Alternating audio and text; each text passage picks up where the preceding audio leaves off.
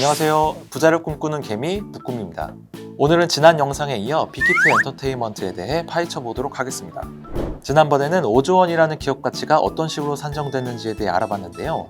아무리 가치 산정 방식에 근거한 값이라고 해도 연예기획사가 5조 원이나 할까에 대한 의구심은 여전합니다. 그도 그럴 것이 우리나라에서 연예기획사가 1조 원 이상의 가치를 평가받은 역사는 그리 길지 않습니다. 2010년대 이전까지만 해도 연예기획사는 그저 영세한 사업 구조의 중소기업일 뿐이었으니까요. 수익 모델이라고는 소속 연예인들의 출연료와 약간의 저작권, 공연 수익 등이 전부였습니다. 파이가 작은 한국 엔터테인먼트 시장에서 연예 사업으로 큰 돈을 벌기란 쉬운 일이 아니었죠.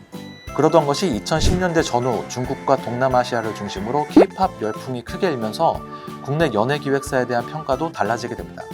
엔터 대장주였던 SM은 2011년 시총 1조 원을 돌파했고 그 다음에 상장한 YG는 싸이의 강남스타일 열풍에 힘입어 시총 1조 원 대열에 합류합니다. 하지만 최근 수년간 국내 연예기획사들의 시총 규모는 1조 원 안팎에서 벗어나질 못했습니다. 새로운 수익 모델 부재와 각종 사건 사고 등으로 성장성이 한계에 다다른 것이죠. 이런 상황에서 빅히트가 5조 원에 달하는 평가를 받으니 비싸게 느껴질 수밖에 없습니다. 똑같은 연예기획사인데 왜 그렇게 비싸? 하는 의문인 거죠. 가치평가 방식도 문제로 지적됩니다. 연예기획사의 가치를 평가하면서 네이버, 카카오 같은 인터넷 플랫폼 기업을 왜 비교 대상으로 넣었냐는 거죠. 최근 엔터 3사 중에서 가장 저평가 상태인 SM을 빼고 고평가 상태인 네이버와 카카오를 넣어서 빅히트의 가치를 부풀린 것 아니냐 이런 의심도 있습니다. 실제로 빅히트의 가치평가에 활용된 EV 에비타가 아닌 일반적으로 기업 평가에 가장 많이 사용하는 PER 방식으로 가치를 따져보면 빅히트의 PER은 약 70배에 달합니다. PER은 순이익 대비 시가총액이 몇 배냐를 나타내는 것인데 보통 코스피에서 PER 10배가 넘으면 고평가 주식으로 분류됩니다. 그런데 빅히트는 고평가 기준보다 7배 더 고평가 상태인 셈이죠. 만약 첫날 따상을 한다면 PER은 180배에 달하는데요. 이는 코스피 상위 주요 종목 중에서도 가장 높은 수준입니다. 과도한 BTS 의존도와 신인 아티스트 육성 능력도 불확실성을 높입니다. 지난해 기준으로 빅히트 매출에서 BTS가 차지하는 비중은 97%에 달합니다. 플레디스 인수로 이 비중은 87%까지 낮아졌다지만 여전히 높은 수준이죠. 흔히 연예인의 인기를 신기로 갔다고 하죠.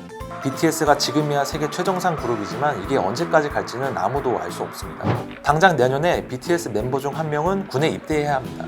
멤버 한 명이 빠진 채로 활동할 수도 있지만 완전체를 바라는 팬들 입장에선 아쉬운 부분이죠. 그렇다면 회사가 해야 할 일은 신인 아티스트를 발굴하고 육성하는 것입니다. 빅히트가 최근 기획사들 연이어 인수하면서 여자친구, 세븐틴, 뉴이스트 등 다양한 아티스트 라인업을 확보하긴 했지만 제일 중요한 건 자체적으로 신인을 육성할 수 있는 시스템을 갖춰야 한다는 것이죠. 물론 제작자로서 방시혁 대표의 안목과 능력에는 의심의 여지가 없겠죠.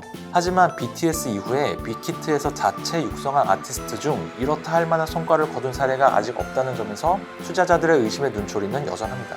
지금까지 너무 부정적인 얘기만 했는데요. 이제 긍정적인 얘기도 좀 해보려고 합니다. 우선 무형자산으로서 BTS의 가치가 어느 정도인지를 따져봐야겠죠. 그동안 연예기획사에 대해 높은 가치를 부여하기 어려웠던 이유 중 하나는 주요 자산인 아이돌의 수명이 그리 길지 않았다는 점입니다. 그런데 BTS의 가치에 주목하는 사람들은 BTS가 일반적인 아이돌과는 다른 완성형 아이돌이라는 점을 감안해야 한다고 강조합니다. 단순히 춤만 추고 노래만 잘하는 아이돌이 아니라 작사, 작곡, 연주까지 해내는 진정한 의미의 뮤지션이라는 거죠. 그리고 BTS만의 정체성을 담은 음악은 빅히트의 기획력과 합쳐져 엄청난 시너지를 냅니다. 아미들이 BTS에 빠지는 결정적 이유 중 하나는 그들의 음악에 서사가 있다는 겁니다. BTS의 음악은 노래와 노래, 앨범과 앨범을 잇는 전체적인 흐름이 하나의 서사를 이루고 있다는 특징이 있습니다. BTS 앨범 전체를 연결하는 하나의 커다란 서사가 있고 각 노래는 서사의 핵심 메시지를 담고 있는 식입니다. 예를 들어 BTS는 2017년 5월 한국 가수로는 최초로 빌보드 뮤직 어워드에서 수상한 이후 수상 소감으로 Love Myself, Love Yourself 라고 말합니다. 이후 곧바로 Love Yourself 3부작을 연이어 발표하죠. 시리즈 마지막 앨범의 메시지는 Love Yourself, 즉 나 자신을 사랑하자였습니다. BTS는 이 메시지를 들고 UN에서 연설까지 하게 되죠. 음악의 메시지를 현실 세계로까지 확장한 것입니다. 이 같은 서사는 방탄소년단이라는 지적재산권을 활용해 다양한 콘텐츠로 재탄생시킬 수 있다는 점에서 확장성이 매우 좋습니다. 빅히트는 BTS의 앨범에 하나의 스토리를 입혀 이를 방탄 유니버스로 만듭니다. 노래 가사, 뮤직비디오, SNS 등의 스토리의 조각들을 보여주고 이를 팬들이 유추할 수 있도록 하는 거죠. 이 스토리들을 하나로 엮어 BTS 세계관을 담은 소설과 웹툰도 나옵니다. 그리고 BTS 각 멤버들을 캐릭터화한 다양한 상품도 판매되고 있죠. 또 하나 중요한 것은 빅히트의 플랫폼 기업으로서의 성장성입니다. 앞서 빅히트의 기업가치 산정에 네이버와 카카오가 들어갔다는 설명을 드렸죠. 그렇게 한 데는 그만한 이유가 있습니다. 위버스는 BTS 팬들이 모여 소통하는 일종의 SNS입니다. BTS 멤버들이 직접 남긴 글을 볼 수도 있고 BTS 관련 뮤비나 영상, 사진도 감상할 수 있죠. 여기까지 보면 단순한 팬카페 정도로 생각할 수 있는데요. 그런데 중요한 것은 위버스가 팬덤을 결집하는 역할을 할 뿐만 아니라 상품과 콘텐츠를 판매하는 이커머스의 기능도 한다는 사실입니다. 기존의 다른 연예 기획사들은 팬 관리, 상품 판매, 콘텐츠 유통을 각각 따로 관리합니다. 어느 정도 매출을 올릴 수는 있지만 수익 극대화에는 한계가 있죠. 빅히트의 위버스는 팬카페, 커머스, 영상 콘텐츠 유통의 기능을 하나로 합칩니다. 위버스에서 소통하는 팬들은 위버스에서 BTS의 독점 영상을 보고 자연스럽게 위버스를 통해 관련 상품을 결제합니다. 위버스의 일부 콘텐츠와 기능은 아미 멤버십에 유료 가입해야 이용할 수 있습니다. 다수의 유료 회원은 빅히트의 훌륭한 캐시카우 역할을 해주죠. 요즘 떠오르는 구독 경제인 셈입니다. 빅히트는 위버스를 통해 올해 상반기에만 1127억 원의 매출을 올립니다. 매출 증가 속도는 갈수록 빨라지고 있죠. 그래서 어떤 이들은 빅히트를 보고 단순한 엔터사가 아니라 혁신기업이라는 평가를 내리기도 합니다. 기존 엔터사와는 다른 혁신적인 수익 모델을 이용해 엔터사의 수익 창출력을 한 단계 끌어올렸기 때문이죠. 자, 이제는 빅히트가 어떻게 보이시나요? 아직도 그저 그런 엔터사인 것 같나요? 아니면 무언가 다른 혁신이 이루어진 것 같나요? 빅히트의 기업 가치가 여전히 비싸다고 느껴지시나요? 아니면 적정한 것 같나요? 참고로 북구미 기자들은 빅히트에 대해 이런 의견들을 남겼습니다.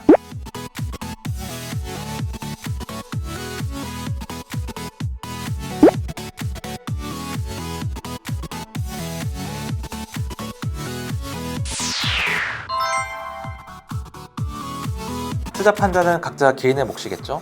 이 영상이 부자를 꿈꾸는 개미 여러분의 성공적인 투자에 도움이 됐으면 하네요. 시청해주셔서 감사합니다.